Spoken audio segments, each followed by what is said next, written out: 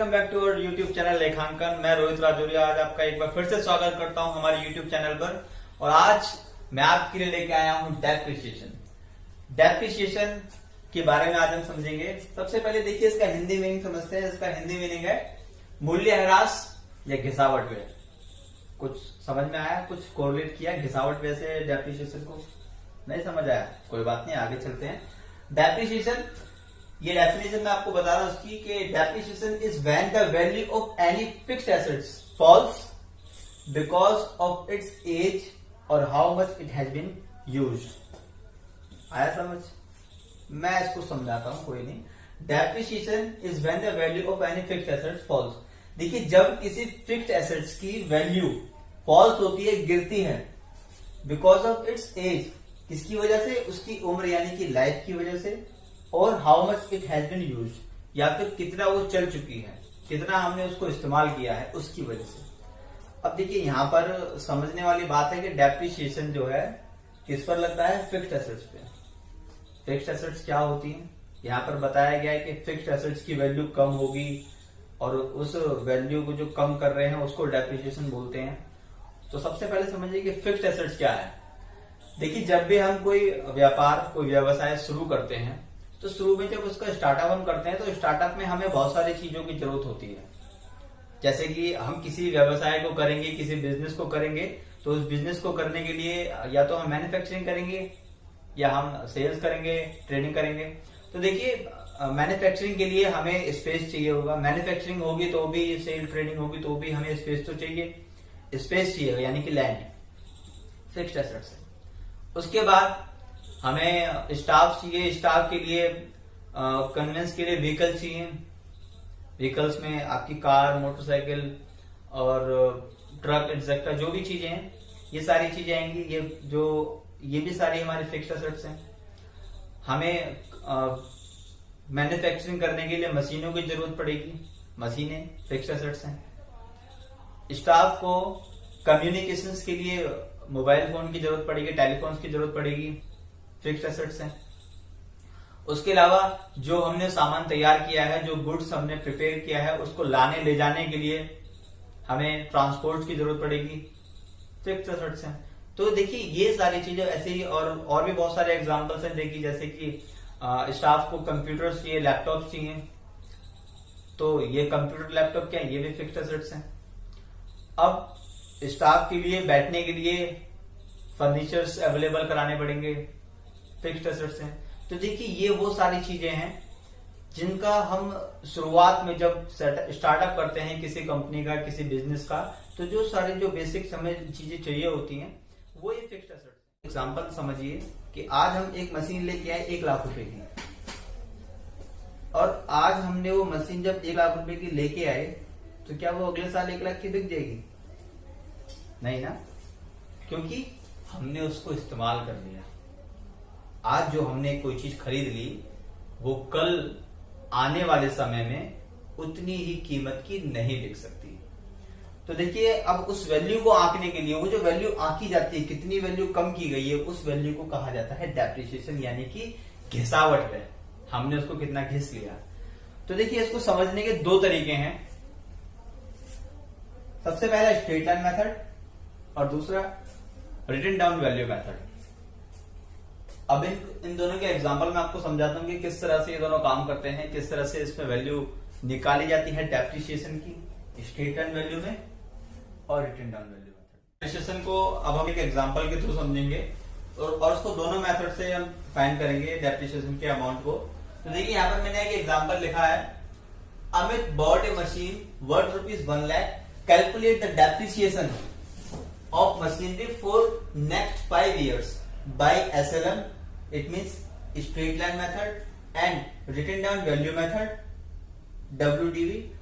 If depreciation rate is 15%, also find the value of machinery after 5 years.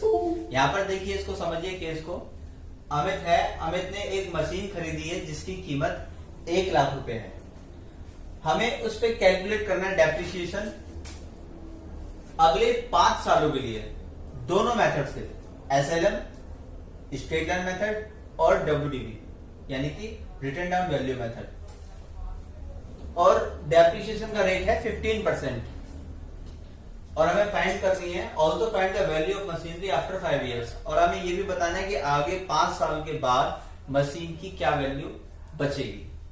तो देखिए यहाँ पर मैंने ये बनाया है कैलकुलेशन ऑफ डेप्रिसिएशन। दोनों मेथड को मैंने अलग अलग लिखा है। सबसे पहले स्ट्रेट लाइन मेथड और इधर है रिटन डाउन वैल्यू मेथड।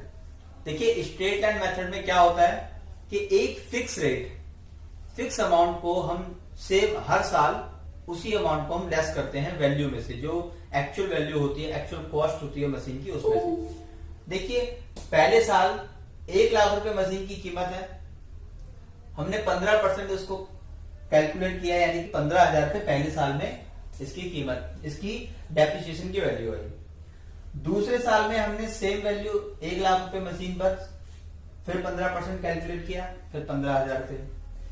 तीसरे साल फिर हमने सेम किया 1 लाख रुपए पे 15%, 15,000 रुपए।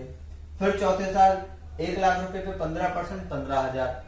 फिर पांचवें साल 1 लाख रुपए पे 15%, 15,000। यहाँ पर क्या होता है स्ट्रेट लाइन मेथड पे, जो एक्चुअल कॉस्ट होती है मशीन की, जब हमने जो परचेज के वक्त जो भी वैल्यू होती है मशीनरी की, तो उसी वैल्यू पर हमें डेप्रिसिएशन को कैलकुलेट करना होता है। तो इस तरह से 5 साल का डेप्रिसिएशन का टोटल यहाँ पर 75,000 आया। Amount of depreciation for 5 years 75,000। अब देखिए इधर समझते हैं रिटन डाउन वैल्यू मेथड। इसमें हमने क्या किया है कि पहले साल 1 लाख रुपए पे 15% हमने डेप्रिसिएशन कैलकुलेट किया, 15,000 आया। दूसरे साल हमने क्या किया, 1 लाख रुपए में से जो पहले हमने डेप्रिसिएशन लेस, जो हमने डेप्रिसिएशन फाइंड किया था, कैलकुलेट किया था, उसको पहले लेस कर लेंगे। 1 लाख में से पहले हमने 15,000 को लेस किया, यानी कि बुक्स में अभी वैल्यू बची है 85,000, यानी कि 85,000 रुपए। अब हमने उस 85,000 रुपए पे 15% को डेप्रिसिएशन कैलकुलेट किया है, तो 12,750 आया। रिटन डाउन वैल्यू मेथड में हम क्या करते हैं कि जो पहले हम डेप्रिसिएशन को लेस कर चुके हो, जो पहले हमने डेप्रिसिएशन कैलकुलेट किया था, उस डेप्रिसिएशन को बुक्स में जो वैल्यू थी मशीनरी की उसमें से लेस कर देते हैं, फिर उसके बाद अगले साल में हम डेप्रिसिएशन कैलकुलेट करते हैं। तो वही किया हमने यहाँ पर दूसरे साल में कि 1 लाख में से पहले हमने पिछले साल का डेप्रिसिएशन को लेस किया, उसके बाद जो वैल्यू बची उसका 15% निकाला, तो वो आया 12,750। अब उसके बाद हमने तीसरे साल में क्या किया, 1 लाख रुपए में से हमने पिछले दोनों सालों का डेप्रिसिएशन को जोड़ा 27,750, उसको लेस करने के बाद जो वैल्यू आई उस पर हमने 15% कैलकुलेट करके डेप्रिसिएशन निकाला, वो आया 10,838।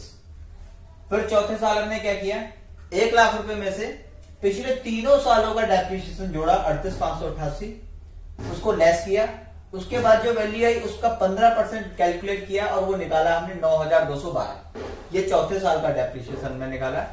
पांचवें साल में हमने क्या किया, 1 लाख रुपए की वैल्यू जो थी उसमें से पिछले चारों सालों का डेप्रिसिएशन हमने जोड़ा, पहले 47,800, उस वैल्यू को हमने लेस किया, फिर 15% जो भी वैल्यू बची उसका 15% कैलकुलेट किया, वो आया 7,830। तो इस तरह से हमने यहाँ पर 5 साल का डेप्रिसिएशन निकाला, और यहाँ पर जो टोटल आया डेप्रिसिएशन का वो आया 55,630। देखिए स्ट्रेट लाइन मेथड में हमने क्या किया था, एक्चुअल वैल्यू पे सेम रेट से हम हर साल उसको कैलकुलेट कर रहे थे। सेम जो बुक्स में हमने जो at the time of purchase जो वैल्यू थी मशीनरी की, उसी वैल्यू पे हमने 15% हर साल हमने कैलकुलेट किया, और यही स्ट्रेट लाइन मेथड का तरीका है। और रिटन डाउन वैल्यू मेथड में हमने क्या करा कि जो वैल्यू पहले एक बार डेप्रिसिएशन निकालने के बाद जो एक्चुअल में वैल्यू बची, यानी कि 1 लाख में से पहले 15,000 के 85,000, फिर हमने 85,000 पे कैलकुलेट किया, फिर 85,000 में से डेप्रिसिएशन को लेस किया पिछले वाले को, यानी कि इसमें क्या होता है, जितनी बार भी डेप्रिसिएशन लगेगा उतनी बार डेप्रिसिएशन की वैल्यू को बुक्स की वैल्यू से लेस कर दिया जाएगा, फिर उसके बाद डेप्रिसिएशन कैलकुलेट किया जाएगा। तो इस तरह से ये दोनों अमाउंट डेप्रिसिएशन के हमने फाइंड किए हैं। अब देखते हैं कि बुक्स में मशीनरी की कितनी वैल्यू बचेगी 5 साल के बाद। मेथड में अभी हमने जब डेप्रिसिएशन को निकाला तो 5 साल का डेप्रिसिएशन 75,000 था, और इधर रिटन डाउन वैल्यू में 55,630। तो देखिए यहां पर जब हमने परचेज की थी मशीनरी 1,00,000 रुपए की उसकी वैल्यू थी उस वक्त।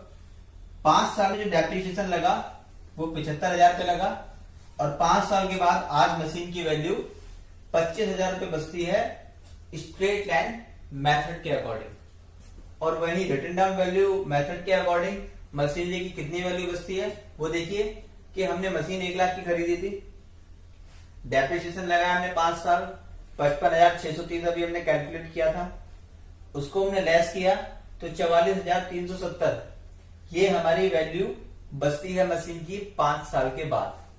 अब यहां पर देखिए एक चीज और सोचिए, मशीन की जो हमने वैल्यू, जब हमने 1,00,000 की मशीन ली थी तो ऐसा तो नहीं होगा ना, देखिए हम कभी एक वक्त ऐसा आएगा ये मशीन काम करना बंद कर देगी, खराब हो जाएगी, लेकिन फिर भी उसकी कुछ एक स्क्रैप वैल्यू रहेगी। Scrap value in the sense कि वो कम से कम कबाड़े में तो जाएगी ही। तो अब ये देखिए यहाँ पर, अब हम उसको अगर बाद में बेचेंगे तो उस पर प्रॉफिट या फिर लॉस कैसे निकालेंगे। तो देखिए 5 साल हो गए और आज हम उस मशीन को सेल कर रहे हैं। मान लीजिए अगर वो मशीन हम 40,000 रुपए की सेल कर रहे हैं,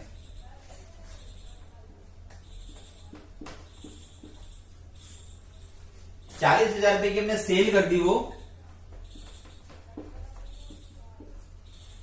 तो यहां पर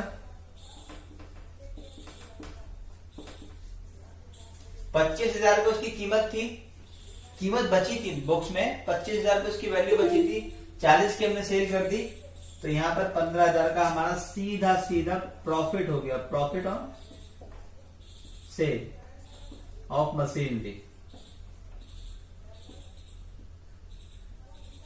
मतलब हमने जो मशीनरी सेल कर दी उसमें 15,000 का प्रॉफिट हो गया, हमने 40 की बेची क्योंकि बुक्स में वैल्यू थी 25,000 की, तो यहां पर हमें सीधा सीधा 15,000 का प्रॉफिट हुआ। और वहीं अगर हम 40,000 की वैल्यू में इसको हम यहां पर सेल कर देंगे,